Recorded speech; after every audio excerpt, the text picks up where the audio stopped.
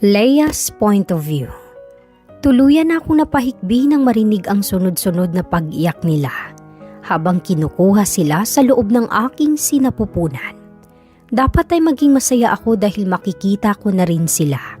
Mayayakap at mahahagkan pagkatapos ko silang dalhin ng 9 na buwan. Ngunit kabaligtaran ito sa aking nararamdaman ngayon dahil alam kong hindi rin sila magtatagal sa akin. I'm a surrogate mother.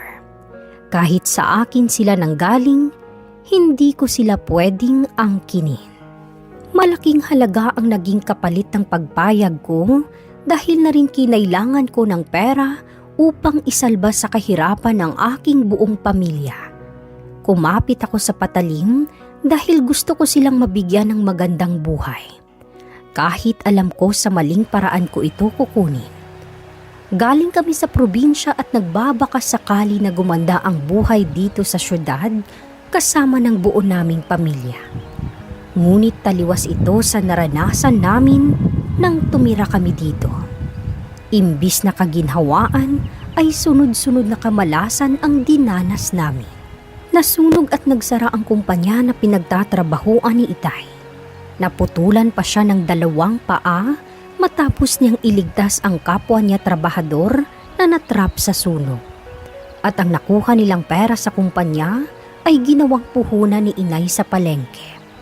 Ngunit dahil na rin sa mahal ng bilihin at walang alam si Inay sa pagpapatakbo ng negosyo, hindi umikot ang puhunan namin at tuluyang nalugi at nagsara ang aming pinagkukunan ng panggastos sa araw-araw. Tumigil kaming 4 na magkakapatid sa pag-aaral. Tinulungan ko si Inay na maghanap buhay at ang ibang kapatid ko naman ang nag-aalaga sa 2 pang maliit kong kapatid. Sila na rin ang nag-aasikaso sa gawaing bahay at kay Itay. Mahirap dahil wala kaming ibang kakilala at mahingian ng tulong dito sa syudad. Hanggang sa humantong na kami sa isang beses na lamang kumain sa isang araw. Napaalis din kami sa aming inuupahan dahil hindi na kami makabayad ng renta. At nagkabaon-baon kami sa utang. Hindi kaya ng paglalako namin ni Inay ng paninda ang gastusin naming lahat. Dahil malaki kaming pamilya at sa panggatas pa lamang ng maliliit kong mga kapatid, kulang pa ang kita namin sa buong araw. Dito sa syudad, lahat ng bagay ay kailangang bilhin.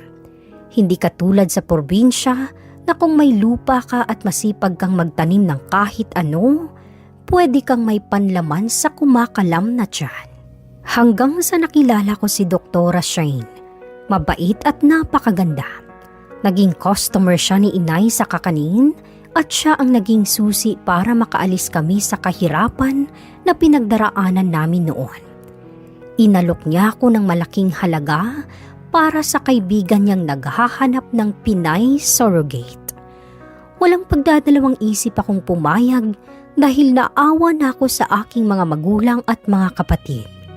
Kapalit ng 5 milyon ay pumayag akong maging surrogate mother.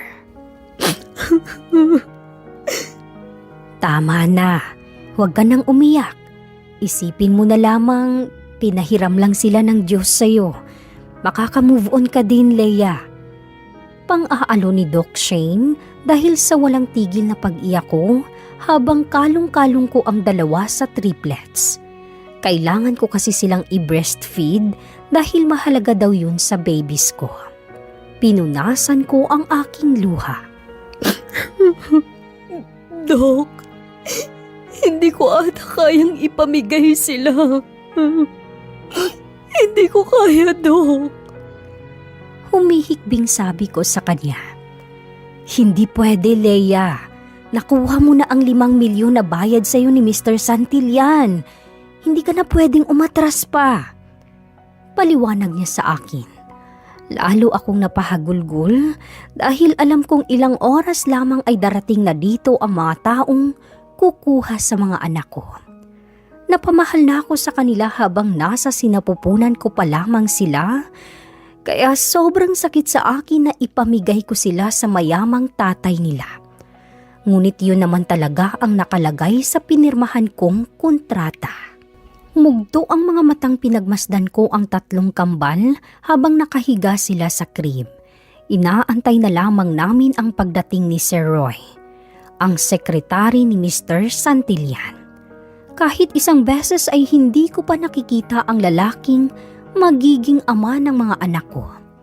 Tanging ang sekretary lang kasi niya ang kumakausap sa akin.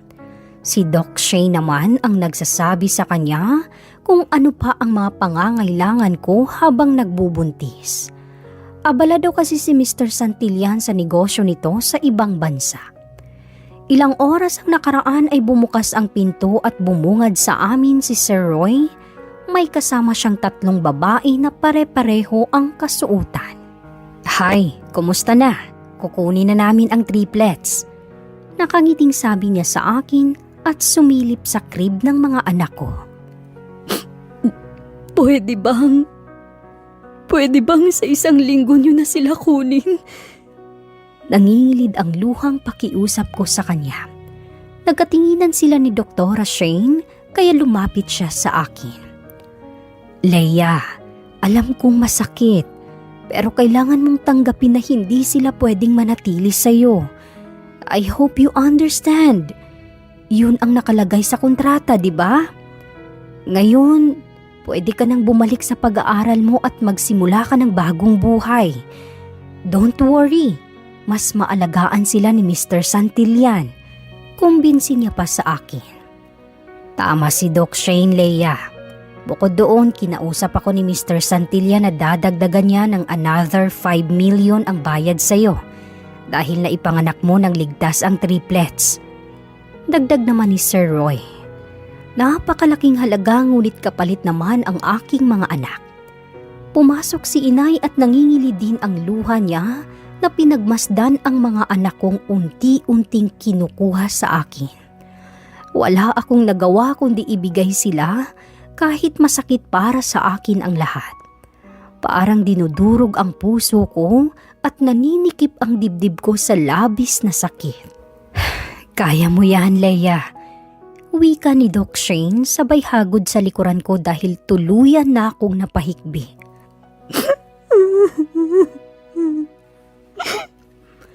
"Aalis na kami. Ide-deposit na lang namin ang pera sa bank account mo. Salamat, Leia, sa pagdadala mo sa anak ni Mr. Santillan at sa pagmamahal mo para sa kanila." Paalam niya sa akin. Tuluyan na silang lumabas sa pinto. Wala akong magawa, kundi yakapin ang natitirang lampin na ibinalot ko sa kanila kanina. Mugto na ang mga mata ko, ngunit sa tuwing naalala ko ang aking mga anak ay napapaluha pa rin ako. Pakiramdam ko wala akong kwentang ina dahil binigay ko sila ng ganun lang. Ngunit hindi rin naman sila mabubuo sa sinapupunan ko kung hindi dahil kay Mr. Santillan. Ibinangon ko ang aking sarili kahit sobrang sakit ng sugat ko sa tiyan. Ngunit mas masakit pa rin ang pagkawala sa akin ng mga anak ko. Paisa-isang hakbang akong lumabas sa kwarto upang lumanghap ng hangin. "Anak, saan ka pupunta? Baka bumuka ang tahi mo." Pigil sa akin ni inay. Nagbagsakan ang aking luha na tumingin sa kanya. Inay, namimiss ko ang mga anak ko. Gusto ko silang makita, Nay. Gusto ko silang mayakap at mahalikan. Gusto ko silang patulugin sa mga bisig ko. Pakiramdam ko mapapaliw na ako. Kahit ang pag-iyak nila ay hinahanap ko. Hindi ko kaya to, Inay. Hindi ko kaya. Humihikbing sabi ko sa kanya. Niyakap niya ako at napahagulgol na ako ng tuluyan sa balikat niya. Patawarin mo kami ng ama mo. Sa totoo lang, masakit din sa akin dahil pumayag kami na gawin mo to. Ngunit naawa din ako sa mga kapatid mo. Kung hindi lang na-aksidente ang ama mo, kung hindi lang nasunog ang factory, hindi sana nangyari ang lahat ng to.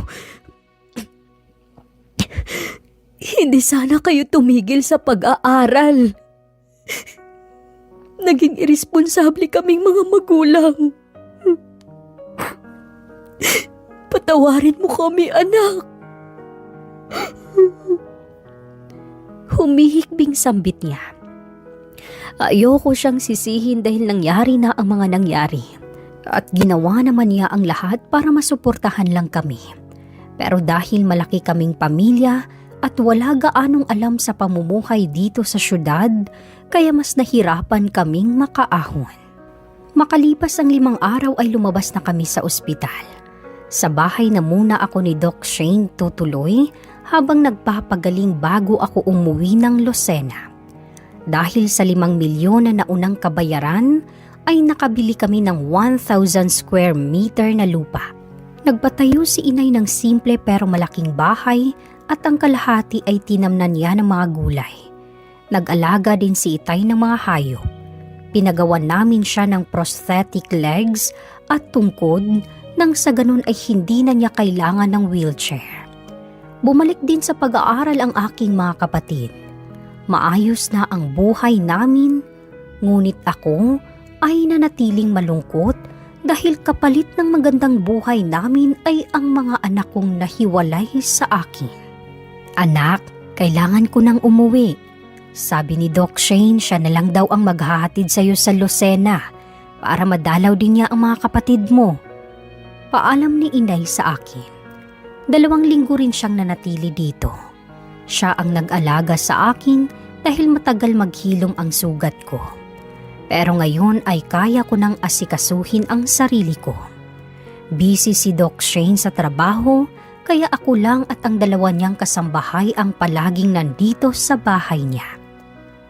Mag-ingat ka po, inay. Tatawagan ko na lamang kayo kapag pauwi na ako. Tumango siya sa akin at pagkatapos ay lumabas na siya ng gate para sumakay ng tricycle palabas ng subdivision. Bumalik ako sa loob ng bahay at dumiretso ako sa aking kwarto. Kahit ilang araw na ang nakalipas ay hindi pa rin mabura sa isip ko ang aking mga anak. Nararamdaman ko pa rin sila sa mga bisig ko. Naamoy ko pa rin sila sa lampinan na iwan sa akin at minsan naman nagigising na lamang ako sa gabi dahil naririnig ko ang pag-iyak nila. Hanggang sa hindi na ako nakakatulog ulit dahil sa kakaiyak. Kung may paraan lang para muli ko silang makasama, gagawin ko ang lahat para sa kanila. Makasama ko lang sila kahit hindi nila ako kilalaning ina nila.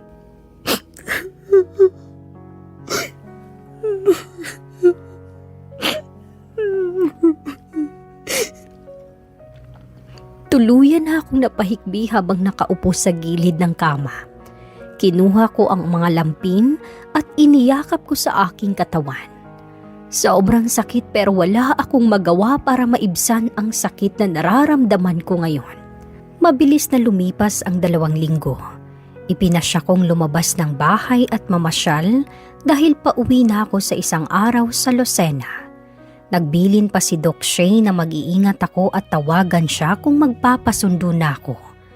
Nasa klinik siya ngayon at marami daw siyang pasyente kaya hindi niya ako masasamahan. Nag-commute lang ako at pagkarating ko sa mall ay nag-ikot-ikot muna ako. Hanggang sa dumaan ako sa isang store na puro gamit ng babies ang tinda. Pumasok ako sa loob at hinawakan ang mga maliliit na damit pang baby. 5 months ago ay nanggaling na din ako dito. Yun din yung time na nalaman ko ang kasarian nilang 3. Dahil nagpa-ultrasound ako sa klinik ni Doc Shane. Obigayni din kasi siya at sa klinik nila ginawa ang proseso. May nakasabay pa akong lalaki dito dahil pareho kami ng dinampot na damit pang baby. Ipinaubaya niya sa akin ang damit at pinagmasdan niya pa ang malaki kong tiyan. Pagkatapos ay umalis na siya. Siguro magiging ama na rin siya, kaya namimili siya ng mga damit para sa kanyang anak. Ngayon, hindi na ako buntis pero namimili pa rin ako ng damit. Gusto ko silang ibili pero paano ko naman maibibigay sa kanila ang mga bibilhin ko kung hindi ko naman alam kung nasaan sila. Ayaw kasi ni Doc Shay na sabihin kung saan nakatira ang kaibigan niya dahil kasama daw yun sa kontrata na pinirmahan ko. Hindi ko na lamang siya pinilit dahil baka magkaroon pa kami ng hindi pagkakaunawaan. Lalabas na sana ako sa store nang masalubong ko ang isang pamilyar na babae. Kaya napatigil ako sa paghakbang at nanlaki ang mata ko nang maalala ko siya. Kilala kita. Di ba ikaw si Carmen? Bulalas ko na ikinagulat din niya. Ma'am Leia? Sambit niya. Inaya ko siyang kumain sa isang restaurant at nagpaunlak naman ito dahil day off niya pala ngayon. Pero ang totoo ay may kailangan akong malaman sa kanya. Kumusta na ang mga anak ko? Nangingilid ang luhang tanong ko sa kanya habang naghihintay kami ng order na pagkain. Mabuti naman po, hindi naman namin sila pinababayaan. Mabait din si Sir Simon. Kaya lang palagi siyang nasa labas ng bansa kaya hindi siya lagi nakakasama ng triplets. Sagot niya sa akin. Nahabag ako sa aking mga anak. Hindi na nga nila ako kasama, hindi pa nila nakakasama ang kanilang ama. Kahit may nag-aalaga sa kanila, iba pa rin ang yakap ng magulang. Siguro hindi sila mahal ni Mr. Santillan dahil hindi naman siya ang naghirap na buhayin ang triplets at hindi rin mula sa babaeng mahal yan nang galing ang mga ito. Lalong bumigat ang nararamdaman ko hanggang sa tuluyan na akong napaluha. Namimiss mo ba sila? Tumango ako sa kanya. Sino ba namang ina ang kakayanin na iwan na lamang ang bagong silang nilang sanggol sa ibang tao na hindi mo pa kilala? Umalis si Sir Simon. Sa Europe daw ito pupunta at 1 linggo itong mawawala. Yung isang yaya na nag-aalaga sa triplets ay aalis na din bukas dahil uuwi na ata sa probinsya for emergency. Kaya kailangan namin ng panibagong papalit. Kwento niya pa sa akin. Nagkaroon ako ng ideya para makasama ang anak ko. Sinasabi mo ba ito para bigyan ako ng pagkakataon na makasama muli ang mga anak ko? Nangingilid ang luhang tanong ko sa kanya. Oo, nawalan din ako ng anak, Ma'am Leia. Ipinagkatiwala ko ang pag-alaga sa kanila sa ibang tao upang maghanap buhay. Ngunit pinabayaan siya ng mga taong pinagkatiwalaan ko. Kaya hindi ko na siya kasama ngayon at sobrang sakit sa akin noon. Kaya alam ko ang nararamdaman mo, Ma'am Leia. Pinsan ko yung aalis na yaya. Kung gusto mo, habang wala pa si Sir, ikaw muna ang kasama kong mag-alaga sa mga anak mo. Talaga? Pero bakit ka nagtitiwala sa akin? Paano kung itakas ko pala ang mga anak ko? Natahimik siya sandali nang sabihin ko yun. Wala naman akong balak itakas ang mga anak ko. Gusto ko lang silang makasama kahit sandali lang. Alam kong hindi mo gagawin yun. At isa pa, mayaman si Sir Simon. Kahit saan mo pa itago ang triplets, siguradong makikita ka din nila. Hindi lang yun. Mahigpit din ang labas-masok sa loob ng bahay nila. Kaya hindi ka rin makakalabas. Pero may tiwala naman ako sa'yo. Dahil alam kong gusto mo lang makita ang mga anak mo. Paliwanag niya sa akin. Kinuha ko ang kamay niya sa ibabaw ng lamesa. Salamat, Carmen. Napakabait talaga ng Diyos. Kagabi lang, hiniling ko na makita silang muli. Pero dahil sa'yo, makakasama ko pa sila kahit 1 linggo lang.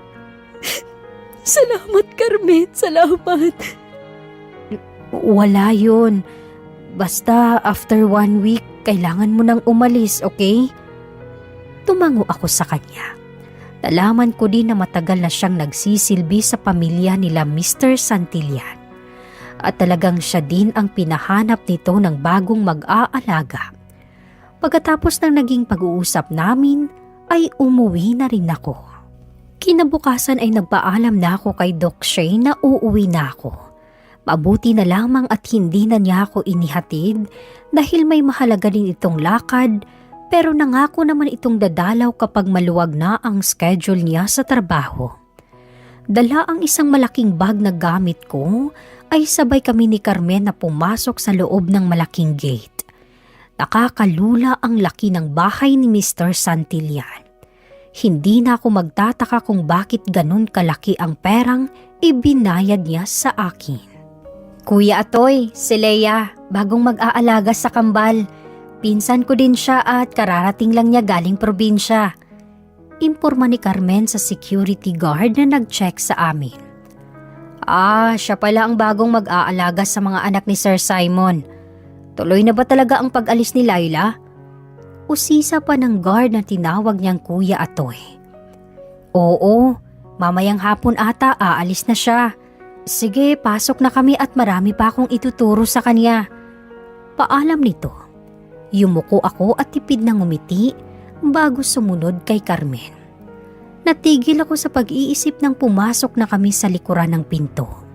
Malayo pa lamang ay dinig ko na ang palahaw na iyak ng mga sanggol, kaya nabitawan ko ang aking bag.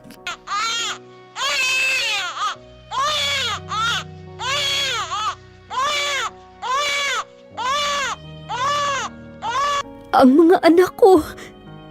Nangingilid ang luhang sambit ko.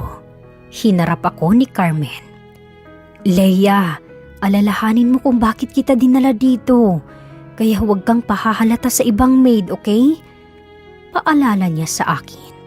Nagpunas ako ng luha at pinigilan ko ang aking emosyon. Kinuha ko ang aking bag at sumunod ako sa kanya. Hanggang sa unti-unti ko nang nakikita ang mga anak ko sa sala.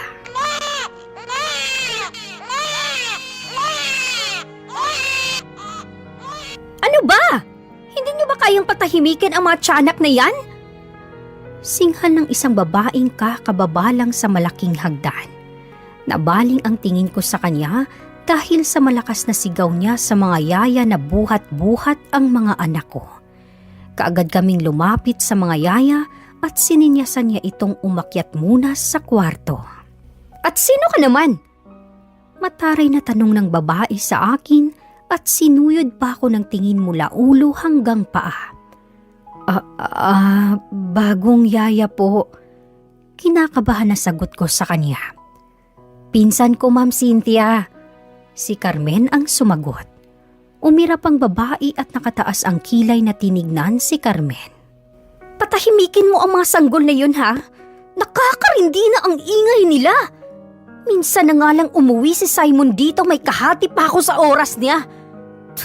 Mga salot sa buhay ko. Litanya ng babae at padabog na tumalikod sa amin at umakyat ng hagdan. Napalingon sa akin si Carmen. Siya ang fiancé ni Sir Simon. Dito rin siya pansamantalang tumitira. Imporma niya sa akin. Fiancé? Meron na pala siyang fiancé? Bakit kinailangan pa niyang magpa-surrogate para magkaroon ng anak?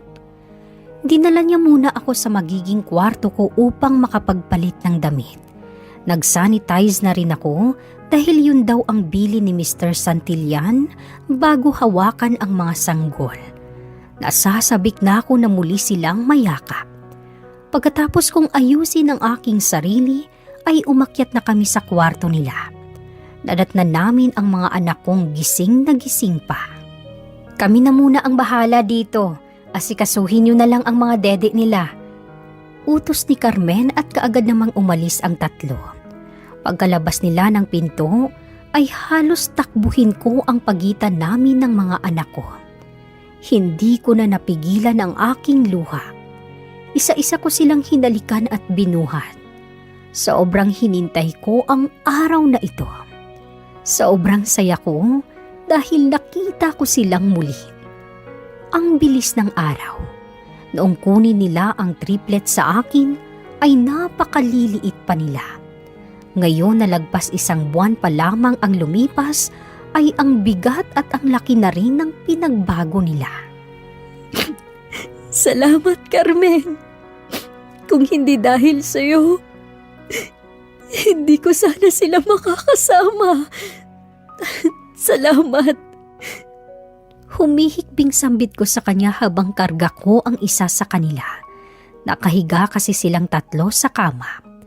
Nakangiting tumango siya sa akin habang pinagmamasdan ako kung paano ako manabik sa mga anak ko at nagpipigil din ng luha.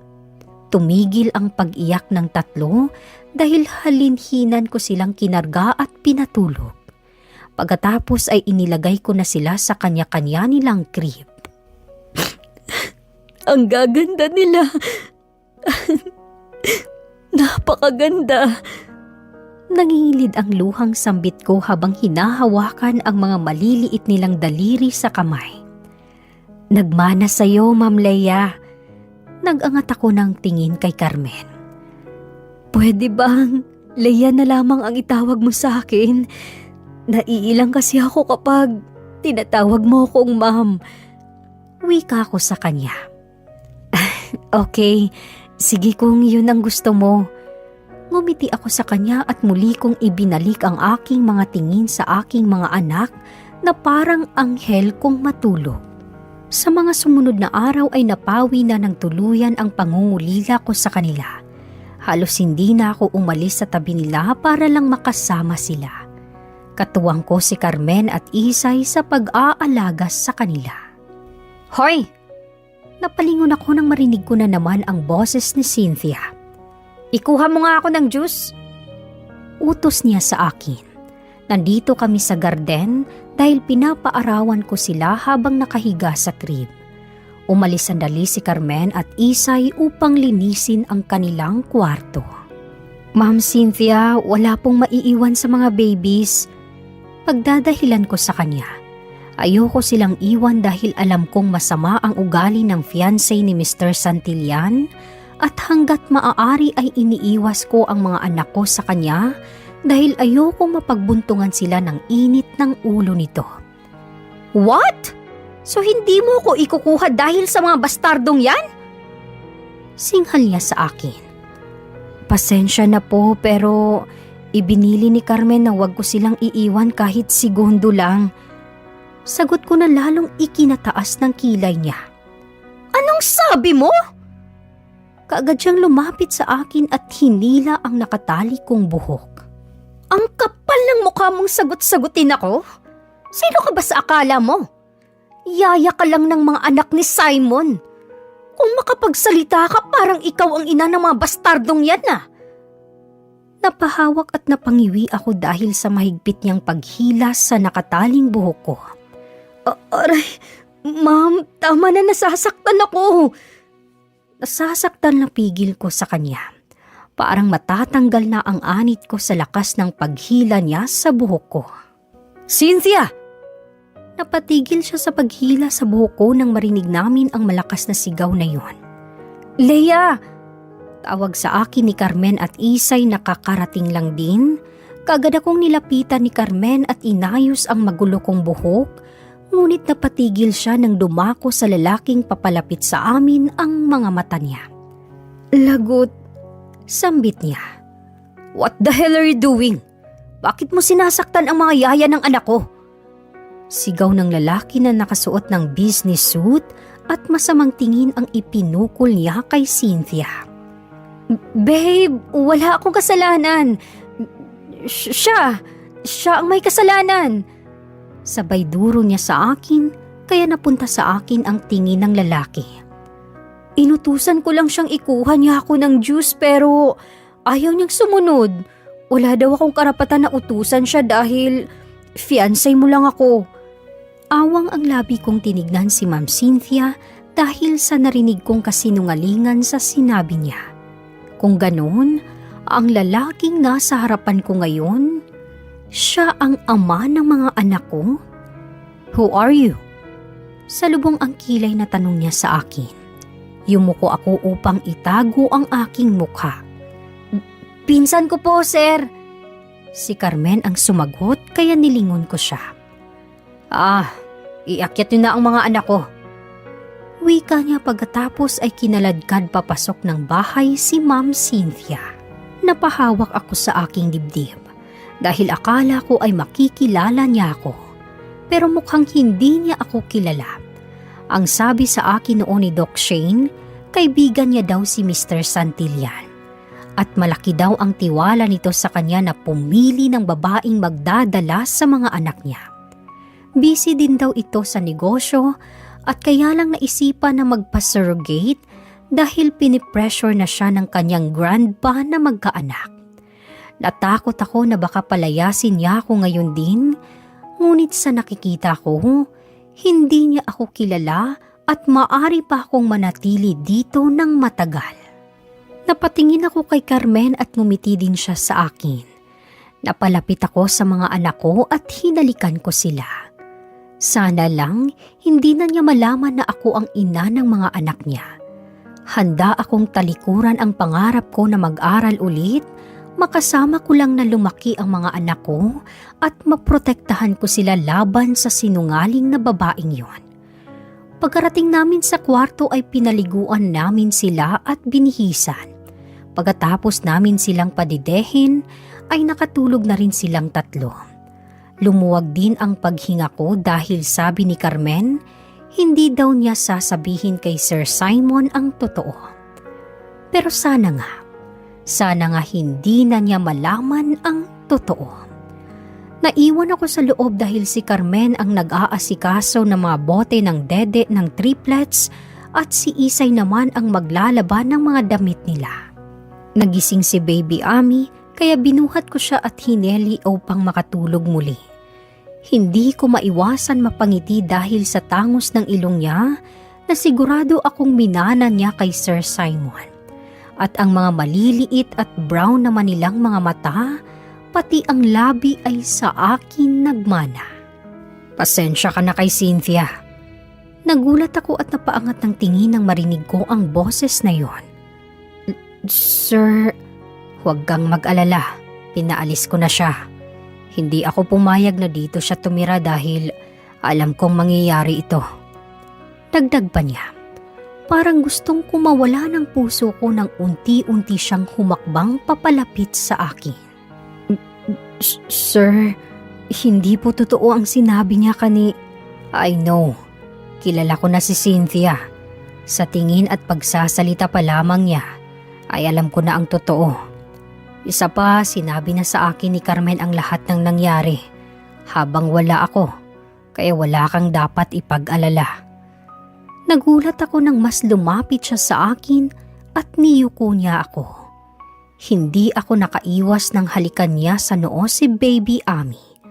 Pagkatapos ay nagtama ang mata naming dalawa. Nauna akong mag-iwas ng tingin dahil hindi ako naging komportable sa titig niya. Mabuti na lamang at si Amaya at Amanda naman ang nilapitan niya at hinalikan din niya ito sa noo.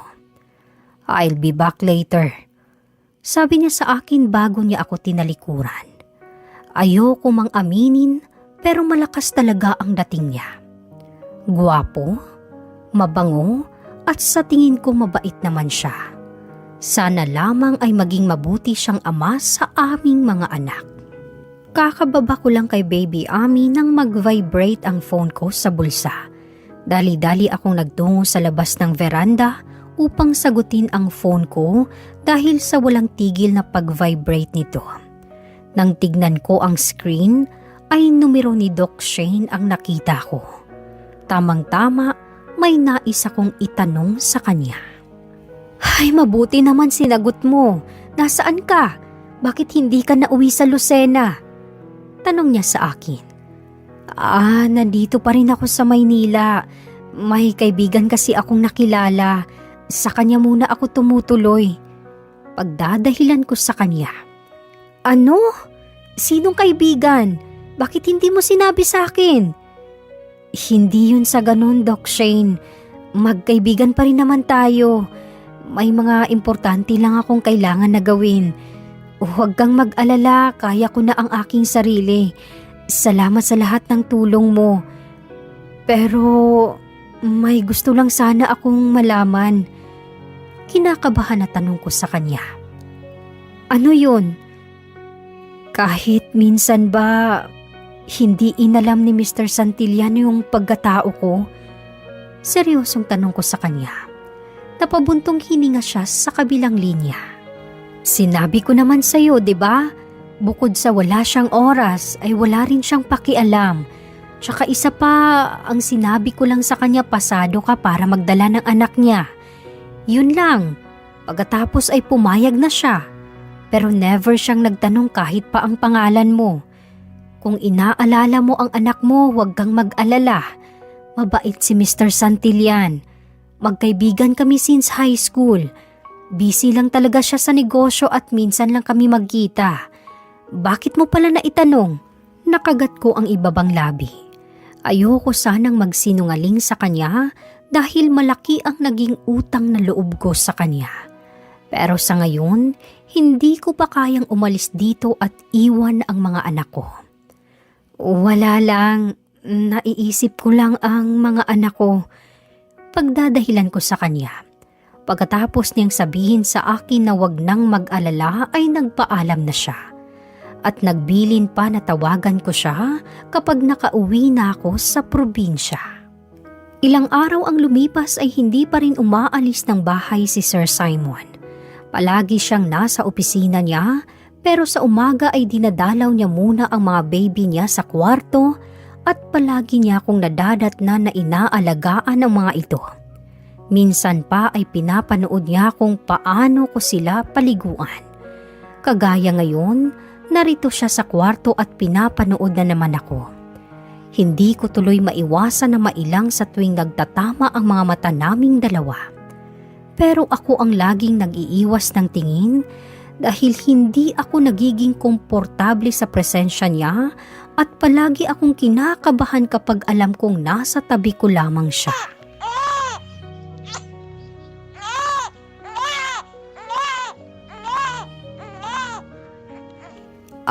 Lalagyan ko na sana ng diaper si Amaya, ngunit umiyak naman si Ami. Wala pa si Carmen dahil bumili siya ng gatas at dagdag na diaper nila. Si Isay naman ay nasa ibaba. Ako na maglalagay niyan. Ikaw na ang magpatahan kay Ami. Wika niya na ikinagulat ko. Umatras ako nang lumapit siya at hawakan ang diaper ni Amaya. Kaagad naman akong lumapit kay Ami na nasa kama at panay ang iyak. Kinarga ko ito at pinatahan. Oops! Nabaling ang tingin ko kay Sir Simon dahil sa pagkagulat nito nang umihi si Amaya habang nilalagyan niya ng diaper. Sir, ako na po dyan. Wika ko sabay lapit sa kanya. Tumingin siya sa akin at ngumiti. Normal naman siguro ang maihian, di ba? Leave it to me. Sambit niya. Pinunasan niya ng lampin ang tumalsik sa hita ni Baby Amaya at maingat niyang kinabit ang diaper. Namalayan ko na lamang na napapangiti na pala ako habang pinapanood siya. Napatahan ko si Ami kaya inilapag ko muna siya sa kama. Hinubaran ko na rin siya ng damit dahil siya naman ang susunod kong liliguan. Pagkatapos ko silang maliguan, ay dumating naman si Isay bitbit ang mga bote ng dede nila. Nagtimpla na rin siya ng 3 bote nang sa ganun ay mapatulog na namin ang mga babies. Lumabas na din si Sir Simon kaya nakahinga na ako ng maluwag. Malalim na ang gabi nang magpasya akong pumasok sa kwarto ng triplets. Walang palya ko itong ginagawa gabi-gabi. Kapag tulog na ang lahat, ay lumilipat ako sa kwarto ng mga anak ko para mabantayan ko sila sa pagtulog nila. Hiwalay kasi ang kwarto namin sa kwarto ng triplets. Every 3 hours ay chinecheck ko sila sa gabi. May alarm din sa kwarto namin in case na magising ang mga babies at umiyak. Pero mabait naman ang mga ito. Pagpasok ko ay tulog na tulog pa rin sila. Dim lights lang ang binuksan ko upang hindi sila masilaw sa liwanag. Malawak at malaki ang kwarto nila. May 3 magkakahiwalay na crib at may malaking kama. May 3 cabinet din lagayan ng mga damit nila at banyo na rin kung saan namin sila pinapaliguan. Napahikab akong naupo sa gilid ng kama. Nagdasal muna ako upang ipagpasalamat sa Diyos na nandito pa rin ako sa mansyon at kasama ko pa rin ang mga anak ko. Okay lang sa akin na hindi nila ako kilalaning ina. Basta maramdaman lang nila ang pagmamahal at pag-aalaga ko sa kanila. Alam ko rin na mamahalin din sila ni Sir Simon. Dahil sa kanya naman sila nanggaling. At nakikita ko din naman na nag-a-adjust siya para maalagaan ang mga babies. Dahil sa antok at pagod ay nahiga na ako sa kama. Napabalikwas ako ng bangon nang marinig ko ang pag-iyak ni Amelia. Napansin ko din ang makapal at puting kumot na nakakumot sa akin. Mabilis akong tumayo at hinungo si Amelia. Kaagad ko siyang binuhat at hinele ko para tumigil sa pag-iyak dahil baka magising ang dalawa. Bumukas ang pinto kaya napatingin ako nang pumasok si Sir Simon. "Need help?" Tanong niya sa akin. Hindi na niya hinintay ang sagot ko dahil hindi ko rin naman alam ang sasabihin ko sa kanya. Sir, magpahinga na po kayo. Kaya ko naman po. Si Amelia lang naman po ang gising." Nahihiyang sabi ko sa kanya. Alam ko kasing masyado siyang busy kaya halos sa office na niya siya tumira. At malalim na rin ang gabi. Mas lumapit pa siya sa akin at kinuha niya sa akin si Amelia. "Don't worry about me. I know you need to rest also. Hindi biro ang mag-alaga ng 3 baby maghapon." Wika niya na hindi ko inasahan. Siguro talagang busy lang siya kaya hindi niya gaanong nadadalaw sa kwarto ang mga anak niya. Tipid ng ngiti ang naging sagot ko at agad na tinungo ko ang pagtimpla ng milk bottle. Pagkatapos ay hiningi niya sa akin ito at siya na mismo ang nagsubo sa bibig nito. Nakatingin lang ako sa kanilang mag-ama. Tinititigan niya si Amelia at napapangiti din siya. Siguro kamukhang-kamukha siya ng kanyang ina.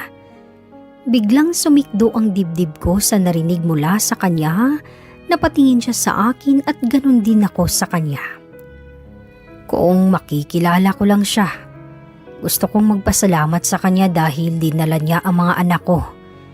Nang dahil sa kagustuhan ni Grandpa na magkaroon ako ng tagapagmana ay napilitan akong kumuha ng baby maker para magdala sa anak ko. Noon ay wala akong pakialam kung anong klaseng babae ang magiging ina ng anak ko dahil ipinaubaya ko ito sa aking kaibigan. But now, gusto ko siyang makilala. I wanted to say sorry too dahil ni minsan hindi ako nagpakilala sa kanya. Seryosong sabi niya sa akin. Hindi ko maiwasan na mangilid ang aking luha dahil mahirap ang pinagdaanan ko nang ipagbuntis ko ang triplets. Matagal din akong nag-bed rest sa bahay nila Doc Shane. Hanggang sa makapanganak na ako, siya at si Sir Roy ang umalalay sa akin. "Are you okay?" Sinaway ko ang sarili at nakangiting tumango sa kanya. Habang tumatagal, lalo ko lamang nakikilala si Sir Simon. May kung ano sa loob ko na gumaan nang sabihin niya ang mga bagay na yon.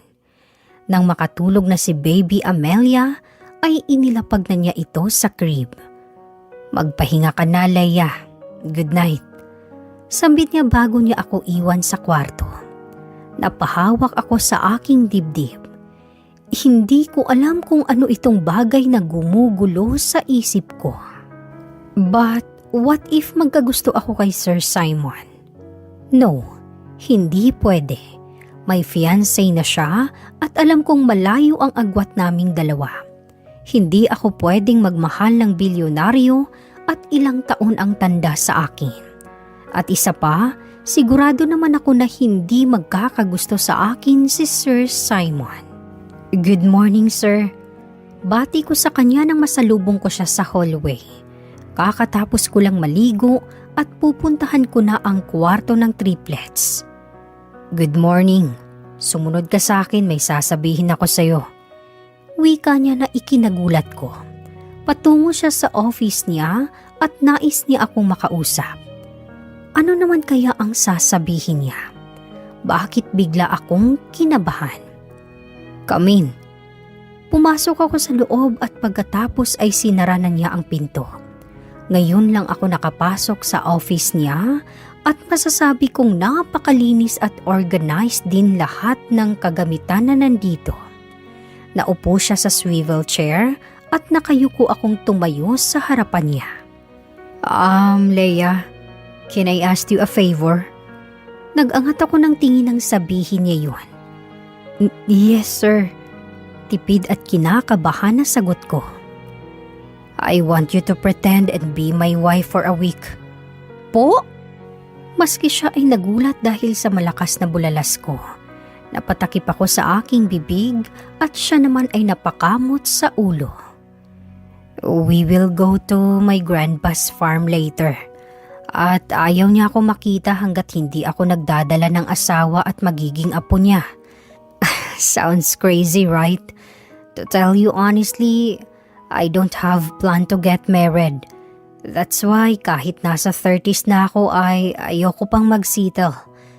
For me, marriage is much more business. It doesn't work to all people. Love is not permanent in this world. And women are just pain in the ass. Wika niya. Naintindihan ko naman kahit paano ang mga sinabi niya. Pero bakit ako? Bakit hindi na lang si Cynthia? Sir, kasi... Please, Leia. 1 linggo lang.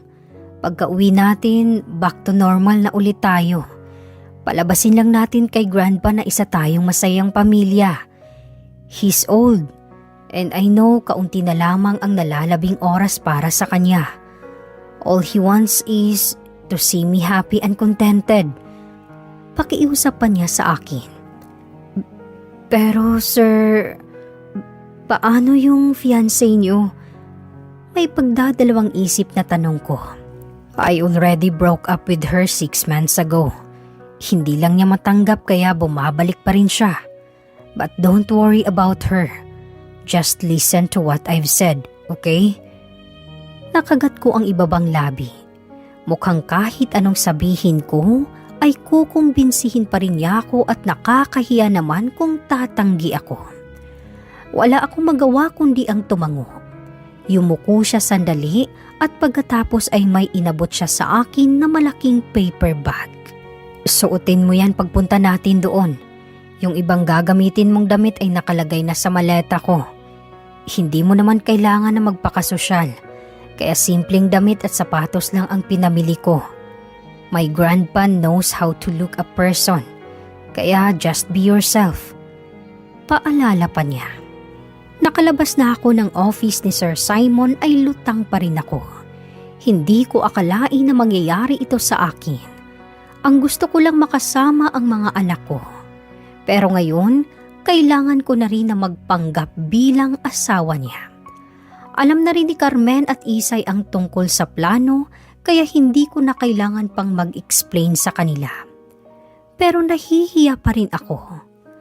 Paano kung hindi ako magustuhan ng lolo niya? Paano kung tanungin niya ako tungkol sa pamilya ko?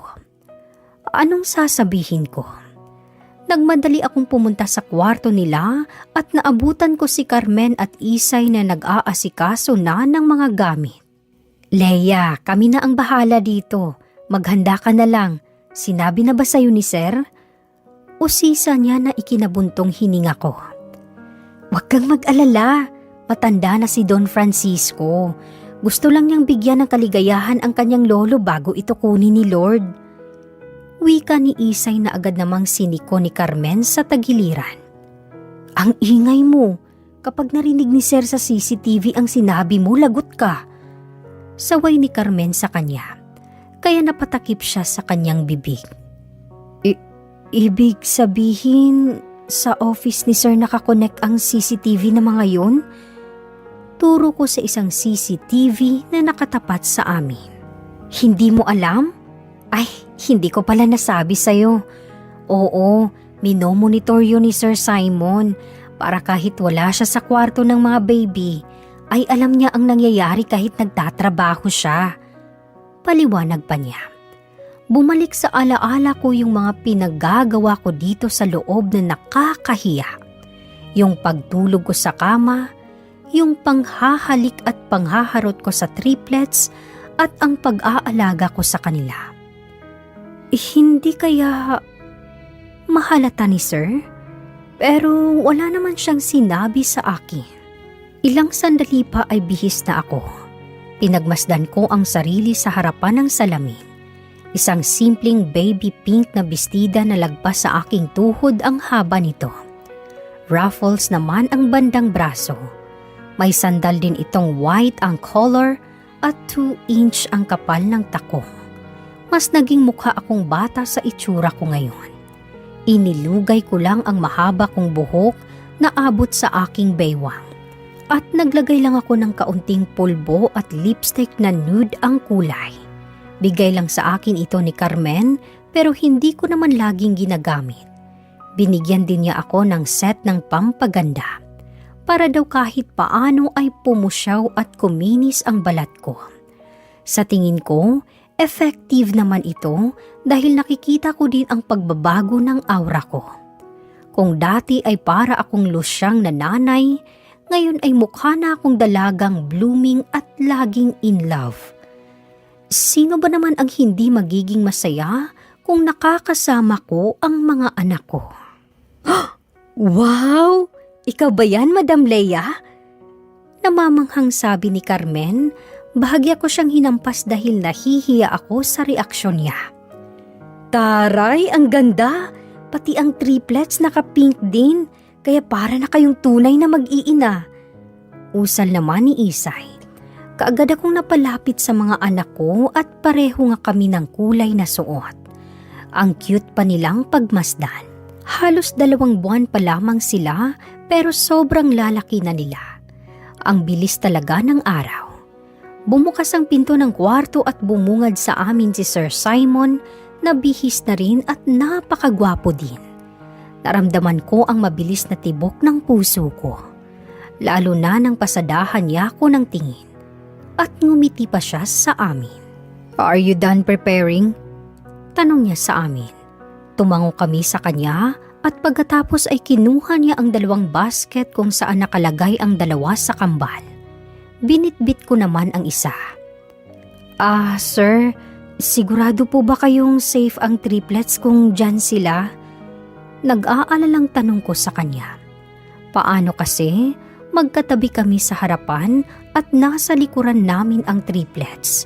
At nasa likuran naman nila sila Carmen at Isay.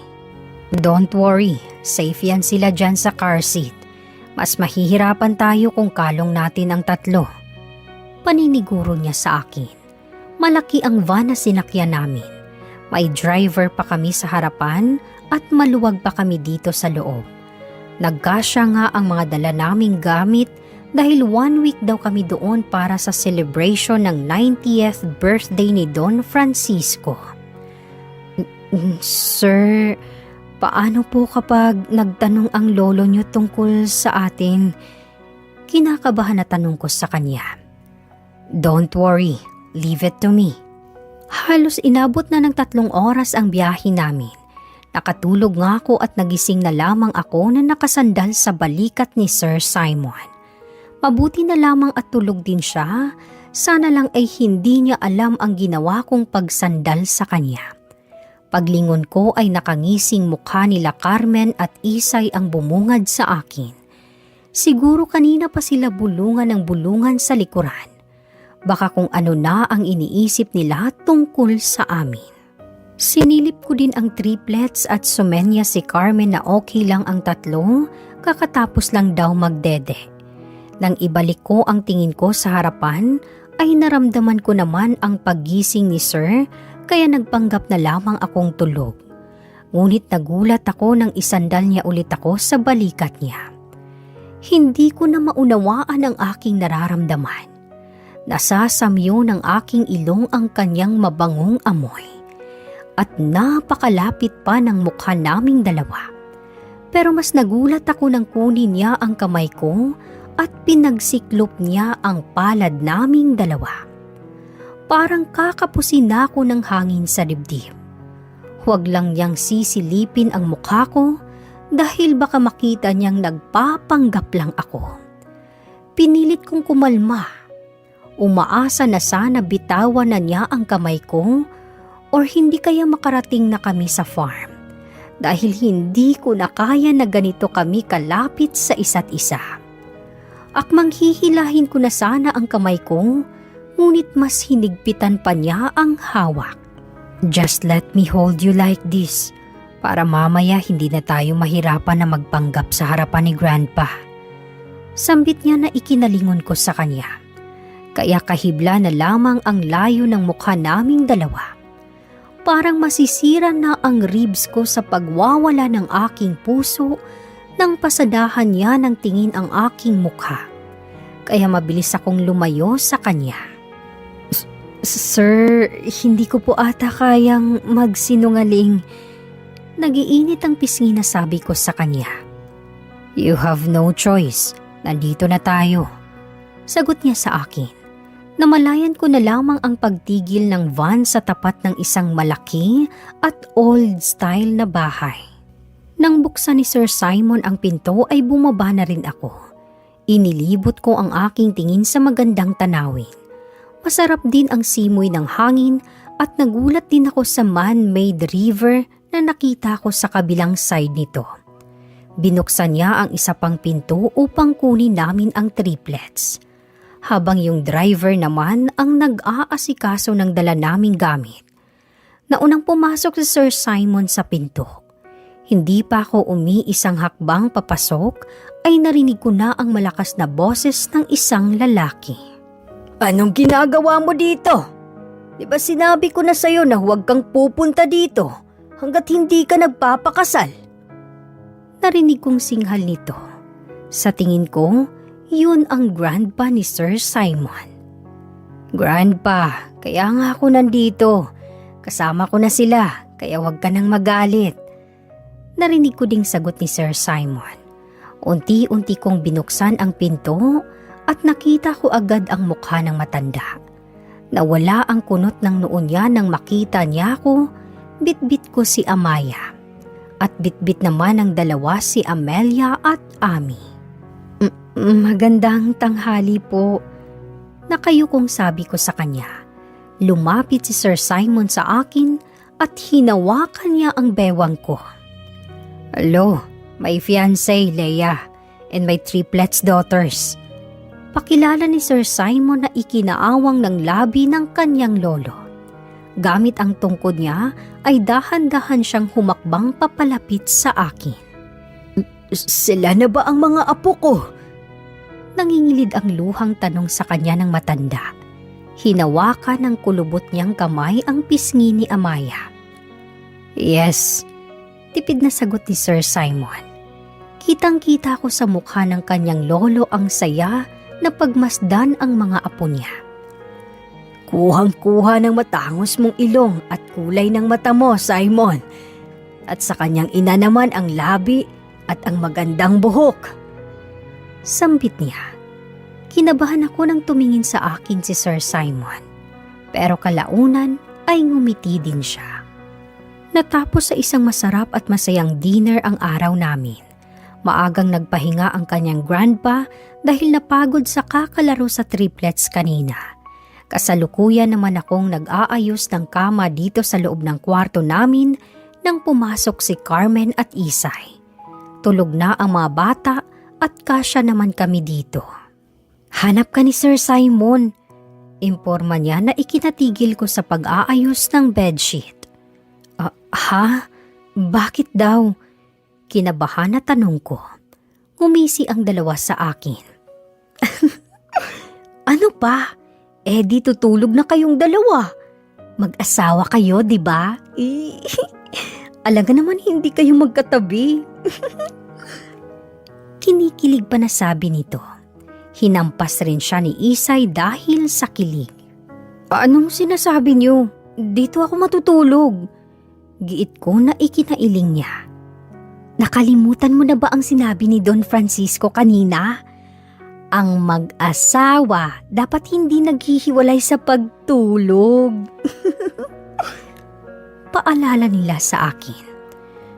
Pero hindi naman kami Naputol ang pagsasalita ko nang biglang sumilip si Sir sa pinto. Pumasok siya sa loob at kinintilan ng halik sa noo ang kanyang mga anak. Let's go. I'm tired. Sambit niya sabay hawak sa kamay ko. Nilingon ko pa ang dalawa at sininyasan pa nila akong sumama na. Namalayan ko na lamang nasa loob na ako ng isang kwarto na tanging lampshade lang ang bukas.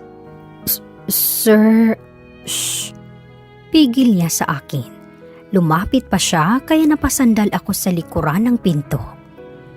May mga nagmamasid sa atin. Hindi madaling papaniwalain si Grandpa, kaya kailangan nating mag-ingat. Bulong niya sa tenga ko na ikinataas ng balahibo ko. Pagkatapos ay humarap pa siya sa akin ng sobrang lapit. Good night. Nanlaki ang mata ko nang halikan niya ang nakaawang kong labi. Kahit dampi lang yon, ay para akong nakuryente na lahat ng himaymay ko sa katawan ay dinaluyan nito. Pagkatapos ay tumalikod na siya. Kasama ba ang halik na yon sa pagpapanggap naming dalawa? Sumunod ang mga mata ko sa kanya. Humiga na siya sa kama. Come here, let's sleep. Maaga pa tayo gigising bukas. Tawag pa niya sa akin. Parang robot akong sumunod sa kanya. Umupo muna ako sa gilid ng kama at pagkatapos ay nahiga na ako. Umusod ka dito, baka mahulog ka. Hinila niya ang bewang ko kaya napalingon ako sa kanya. Sir, kailangan ba nating gawin to? Mahinang bulong ko sa kanya. Wala akong gagawin sa'yo. Let's just sleep. Pagkatapos niyang sabihin yun ay pumikit na siya. Suminghap ako ng hangin sa dibdib at pilit kong kinakalma ang aking sarili. Natitigan ko ang maamo niyang mukha. Talagang napakagwapo niya at mas nadagdagan pa ang pagiging manly niya dahil sa maliliit na balbas niya. Nakalimutan niya sigurong mag-ahit. Nagulat ako nang bigla siyang dumilat. Kaya mabilis na tinakpan ko ang mukha ko. Huwag ka nang mahiya. I know you're staring at me. Ibinaba ko ang kamay ko at sinilip ko siya. Pero nakapikit na ulit siya. Dala ng pagod at antok ay nagawa kong makatulog sa tabi niya. Kinabukasan ay napabalikwas ako ng bangon dahil sumisilay na ang liwanag. Wala na rin si Sir Simon sa tabi ko. Kaya kaagad akong bumangon at inayos ko ang aking sarili bago ako lumabas ng kwarto.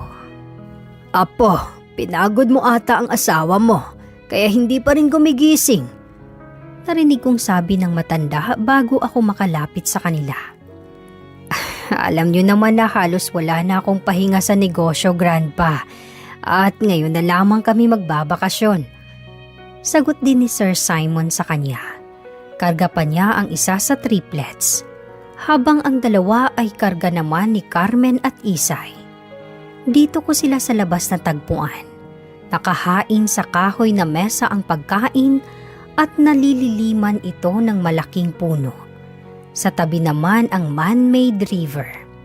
Presko, mahangin at hindi masakit sa balat ang init. Nakaramdam ako ng hiya. Hindi ko alam kung lalapit pa ba ako o magbibihis muna ako ng damit dahil nakaterno pajama pa rin ako. Pero nilingon ako ni Sir Simon at matamis na ngiti niya sa akin.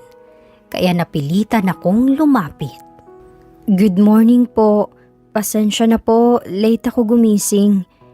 Nagmano ako kay Don Francisco. Okay lang yon, iha.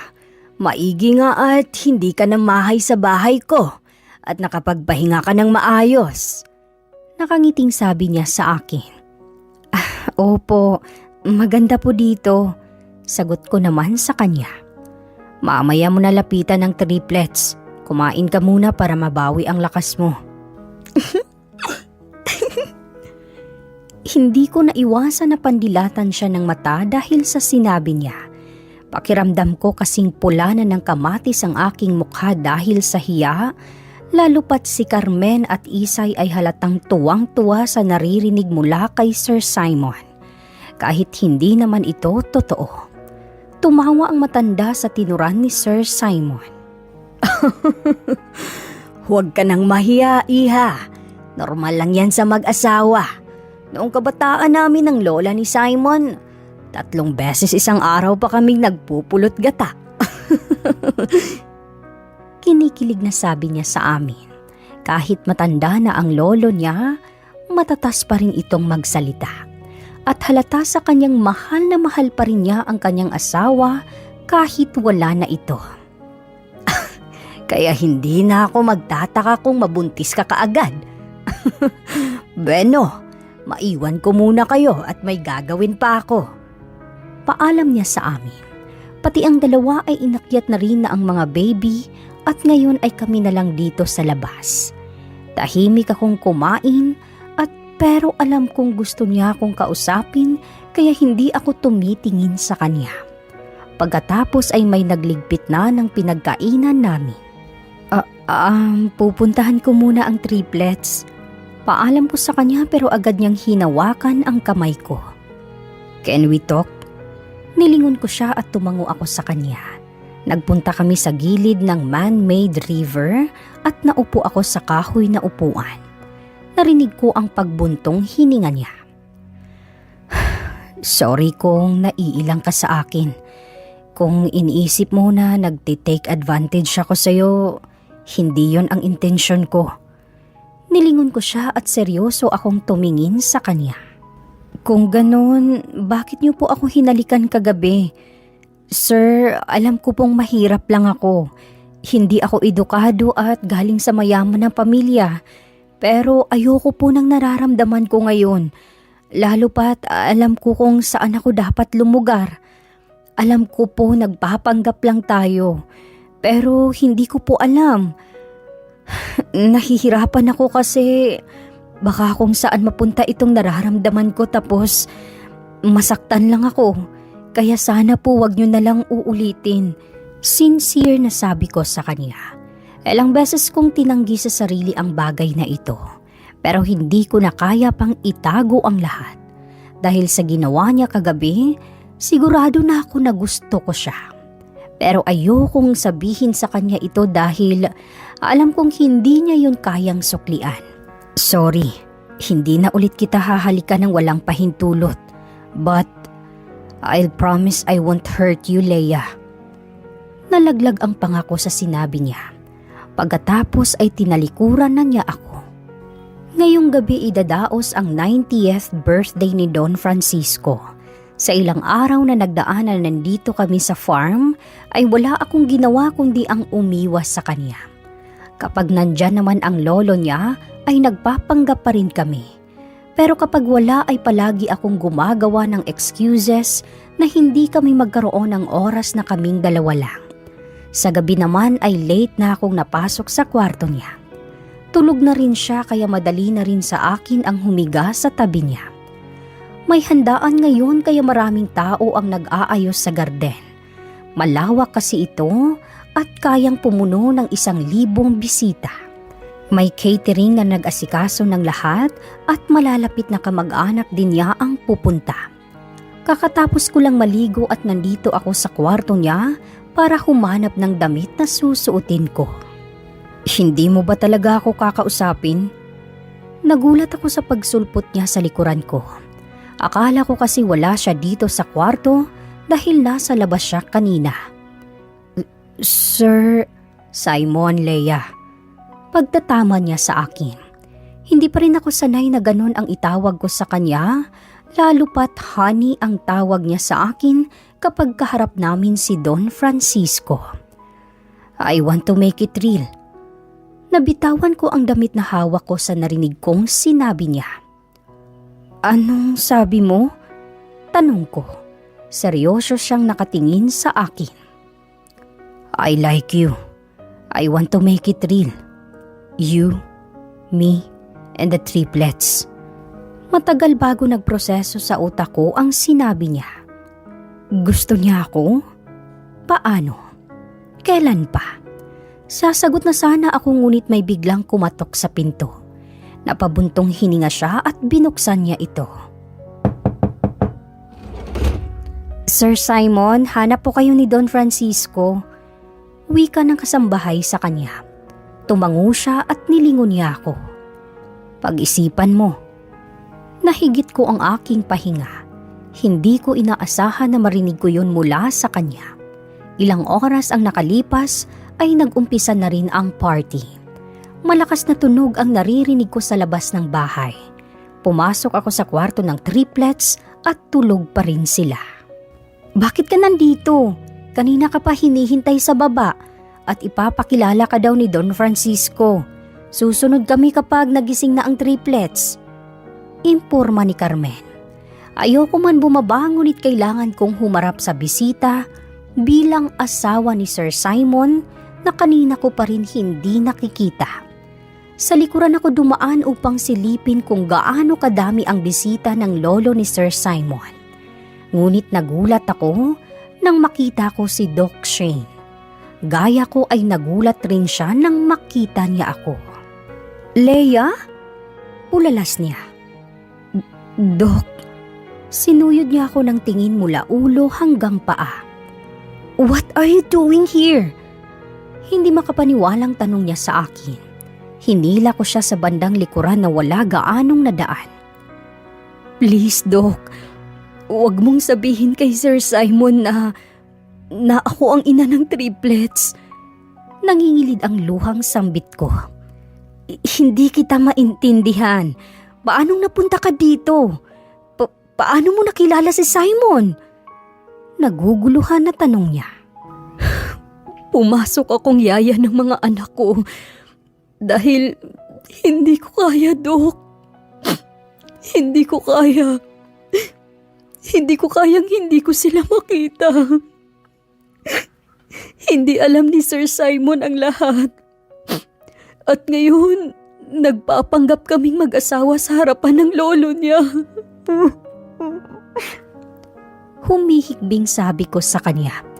Oh my God! What the hell are you talking about? Sabay kaming napalingon at nanlaki ang mata ko nang makita ko si Cynthia. Ang kapal ng mukha mong babae ka! Sinugod niya ako at malakas na sinampal kaya napaupo ako sa damuhan. Stop it! Pigil ni Doc sa kanya nang akma niya akong susugurin muli. Ambisyosa ka! Malandi at maharot ka! Sabi ko na nga ba may kakaiba sa yung babae ka? Dinala mo lang ang anak ni Simon. Pero nangangarap kang pakasalan ka niya? Hindi pa ba sapat sa'yo ang binayad ni Simon? Kaya ginagamit mo ang mukha at katawan mo para makuha mo siya? Mang-aagaw! Galit na sumugod muli si Cynthia at nagawa pa niyang itulak si Doc Shane. Hinila niya ang buhok ko at ramdam ko ang matalas niyang kuko sa aking pisngi at leeg dahil sa pagkalmot niya sa akin. Tama na. Tama na po. Humihikbing pigil ko sa kanya. Ngunit kita ko ang galit sa mga mata niya. Ni minsan hindi ko inisip na agawin si Sir Simon sa kanya. Ang nais ko lang ay makasama ang mga anak ko. Kahit hindi na nila ako kilalanin na ina. Pero sa nangyayari ngayon at kapag nalaman ni Simon ang lahat, pati na rin si Don Francisco, sigurado akong mapapahiwalay na ako sa mga anak ko. At hindi ko kakayanin na mangyari ulit ito sa akin. Cynthia! Malakas na boses ang nagpatigil sa kanya. Binitawan niya ang magulong buhok ko. Babe! Ang babaeng yan! Manluloko ang babaeng yan! She's the mother of your daughters! Pumasok siyang maid para makuha niya ang mga anak mo. Inaakit ka lang niya dahil sa pera. Sumbong ni Cynthia sa kanya. Nag-angat ako ng tingin sa kanila. Hindi totoo yan. Hindi ko hinangad ang pera at yaman ni Sir Simon. Ang gusto ko lang ay maalagaan ang mga anak ko. Kahit hindi nila ako kilalaning ina. Humihikbing pagtatapat ko sa kanya. Wala na rin akong magagawa pa dahil malalaman din naman nila ang totoo. Tinulungan akong makatayo ni Doc Shane. Liar! Sinungaling kang maluloko ka! Galit na sigaw niya sa akin. Enough! Pigil ni Simon nang akmang susugurin ulit ako ni Cynthia. Simon, listen to me. Pera lang ang habol sa'yo ng babaeng yan. At ginagamit niya ang bata para makalapit sa'yo. Who knows kung kunin din niya ang mga anak mo kapag nakuha na niya ang kailangan niya sa'yo. Pamimilit ni Cynthia na paniwalaan siya. Hindi. No, Sir Simon. Patawarin mo ko kung nagpanggap ako.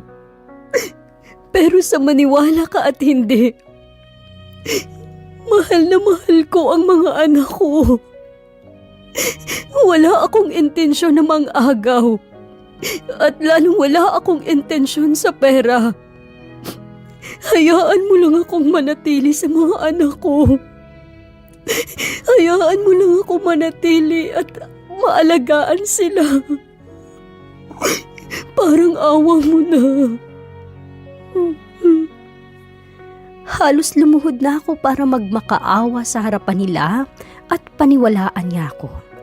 Tinabig niya si Cynthia kaya nagulat ito. Lumapit siya sa akin. Hindi ko inaasahan ang sumunod na nangyari. Niyakap niya ako at hinaplos niya ang likuran ng ulo ko. Damputin niyo na ang babaeng yan at huwag niyo nang papasukin dito. Narinig kong utos ni Don Francisco sa mga gwardya niya na ikinaawang ng aking labi. No! Simon! Babe! Maniwala ka sa akin! Nagsasabi ako ng totoo! Nagwawala ito at panay ang tawag kay Sir Simon, ngunit hindi man lang siya tinapunan ng tingin nito. Nang humiwalay siya ng yakap sa akin, ay hinaplos niya ang pisngi ko. Alam ko na ang lahat. Alam ko na noon pa man na ikaw ang ina ng mga anak ko. Plano ko ang lahat, Leia.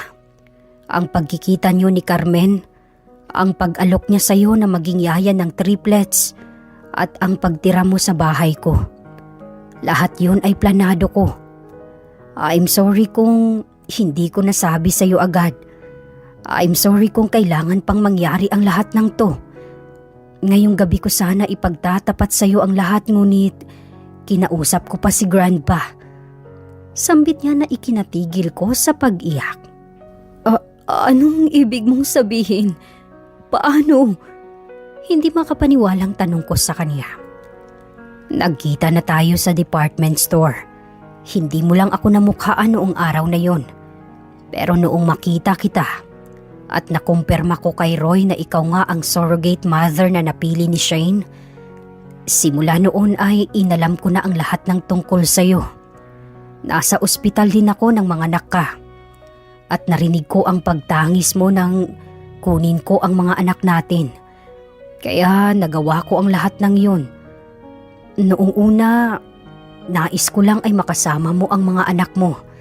Dahil alam ko ang pakiramdam ng lumaking walang magulang. Pero hindi ko inaasahan na lalalim ang pagtingin ko sa'yo.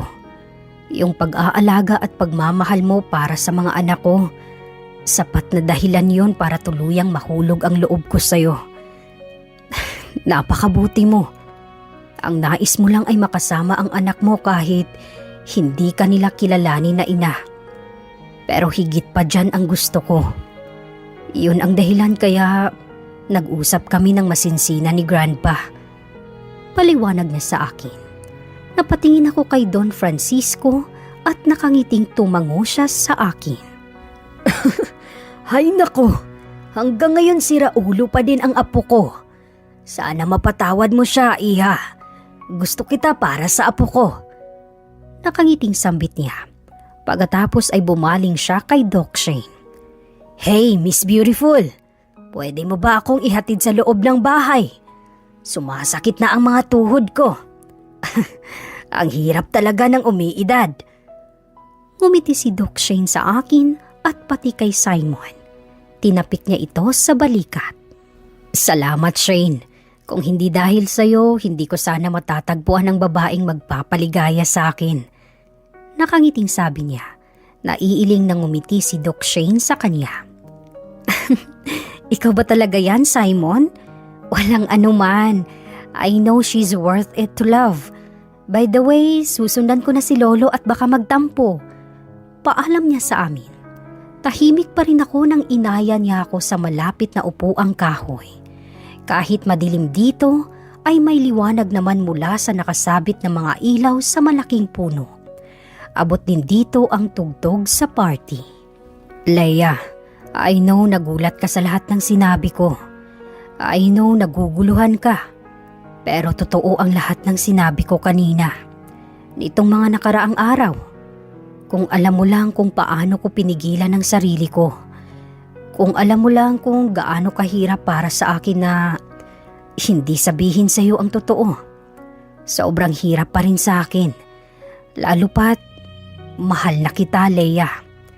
Yung sinabi ko sa iyo sa kwarto kanina, totoo ang lahat ng yun.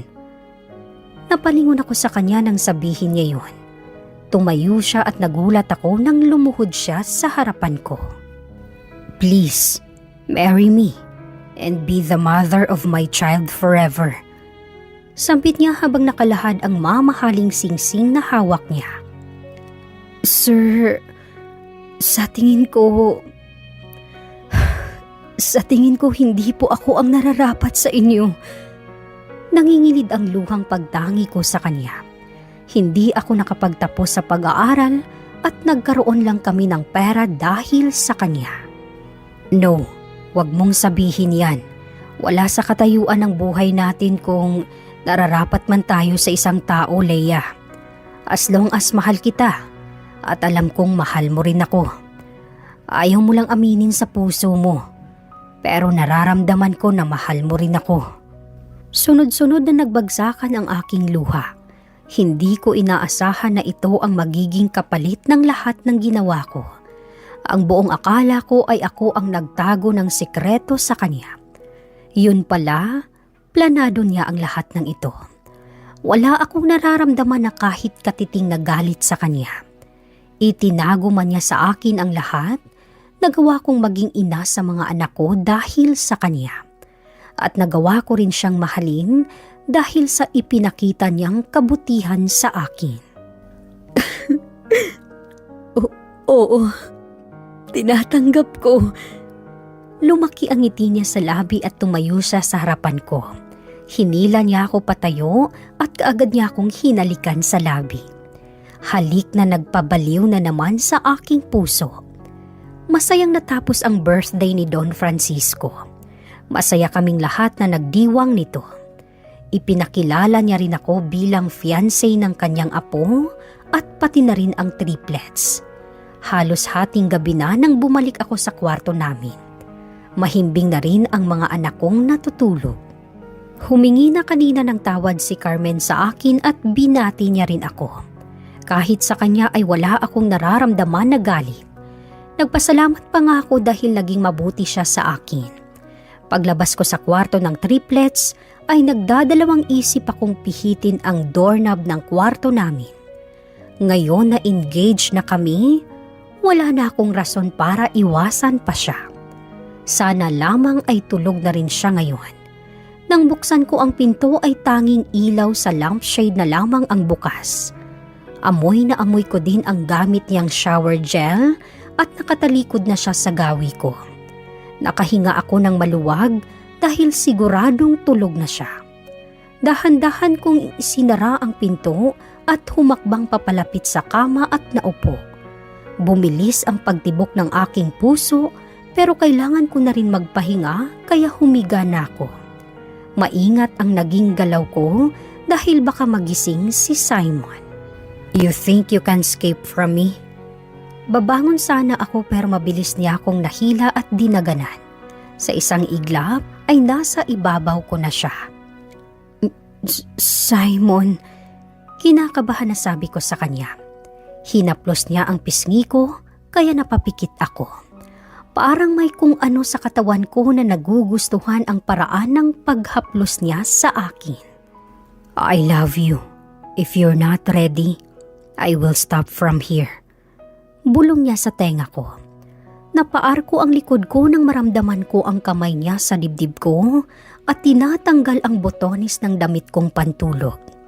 Napatitig ako sa kanyang mga mata. Hinihintay niya ang pagtutol ko ngunit ayaw lumabas sa bibig ko ang mga salitang yun. Bagkos ay nararamdaman ko sa mga titig niya na mahal niya ako at tutuparin niya ang ipinangako niya sa akin. Napasinghap ako nang matanggal niya ang kahuli-hulihang botones ng damit ko.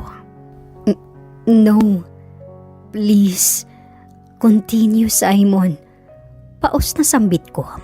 Mabilis niya akong siniil ng halik sa labi at buong puso akong nagpaubaya sa kanya.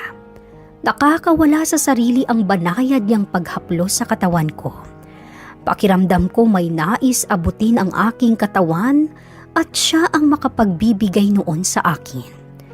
Magkahalong pananabik at sakit man ang nararamdaman ko, masaya ang puso ko nang tuluyan niya akong angkinin. At walang pagsisisi kong ibinigay sa kanya ang lahat. Alam kong hindi pa ito ang pinakamasayang araw ng buhay ko, ngunit nagpapasalamat ako sa Panginoon dahil hindi lang ang makasama ang mga anak ko ang ibinigay niya sa akin. Binigyan din niya ako ng taong magiging katuwang ko sa pagpapalaki sa kanila at makakasama ko habang buhay. Naging maliman ang pagpayag kong maging surrogate mother. Hindi ako nagsisisi dahil naging kapalit naman ito ay kaligayahan na ngayon ko lamang mararanasan. 5 taon ang lumipas ay may 3 naghahabulan na sa malawak na garden ni Lolo Francisco. Mga malulutong nilang tawanan at pati na rin si Simon ay nakikipaglaro na sa mga bata. Andito kami sa farm dahil 3 years death anniversary ni Lolo Francisco. Pinakamalungkot na pangyayari yun sa buhay ni Simon. Lalo pat si Grandpa ang nag-alaga sa kanya dahil naunang namatay ang mga magulang niya.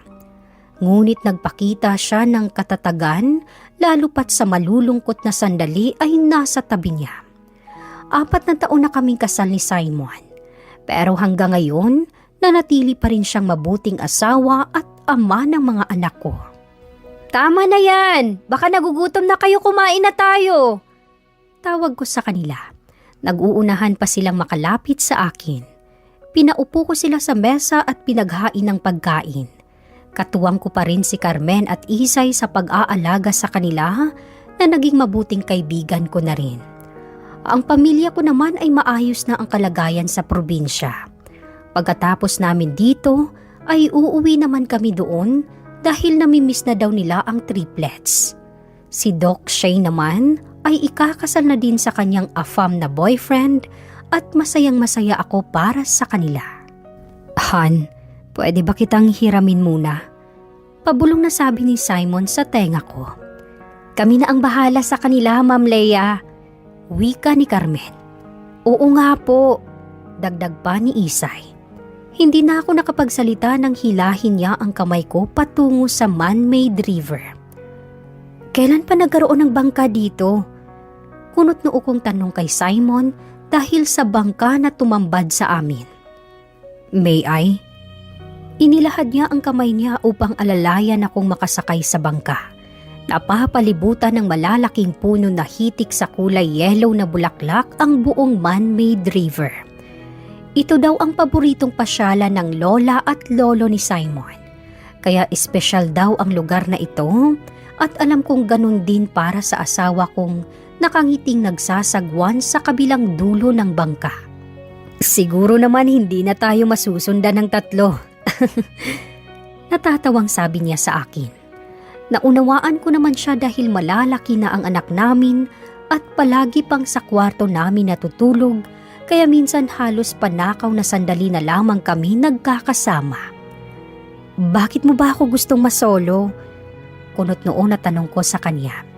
Nang nasa kabilang dulo na kami, ay tumayo siya at inalalayan naman niya akong umalis sa bangka. Tumawid lang pala kami sa kabilang side ng ilog. "May ipapakita ako sa'yo," sambit niya. Hinawakan niya ang kamay ko at ilang hakbang lang ay napaangat ako ng tingin nang makita ko ang isang tree house. Sobrang ganda nito. "Let's go." Hinila niya ako paakyat sa may 10 baitang. At pagkapasok namin ay namangha ako sa lawak at ganda nito. "This is our love nest." Nakangiting sambit niya nang humarap siya sa akin. Malamig dito dahil sa hangin at matibay din ang pagkakagawa. "Love nest? Paanong naging love?" Hindi ko na ituloy ang sasabihin ko nang hapitin niya ang bewang ko. Kaya kahibla na lamang ang layo ng mukha naming dalawa. "Dito natin gagawin ang fourth baby natin." Hindi ko maiwasan ang matawa sa sinabi niya. "Loko ka talaga. Katanghali ang tapat." Nakangusong reklamo ko sa kanya. Gumapang sa batok ko ang kamay niya. "May makukulit na naman mamayang gabi. Dito, tayong dalawa lang." Bulong niya sa akin. Napapikit ako ng tuluyan niyang angkinin ang aking labi. Hanggang sa tanggalin na niya ang pagkakabuhol ng mahaba kong bestida. "Sandali." Pigil ko na ikinakunot ng noo niya. "Sure ka bang matibay ito?" May pagdadalawang isip kong tanong sa kanya. "Ako pa ba? Kasing tibay ito ng tuhod ko, kaya huwag kang mag-alala." Hindi ko na siya pinigilan nang siilin niya ako ng nananabik na halik. Hanggang sa naramdaman ko na rin ang pagkalaglag ng aking damit sa kahoy na sahig. Tanging mga tunog ng ibon lamang ang maririnig at mga mahihinang ungol naming dalawa habang inaangkin niya ako sa ibabaw ng puting kama.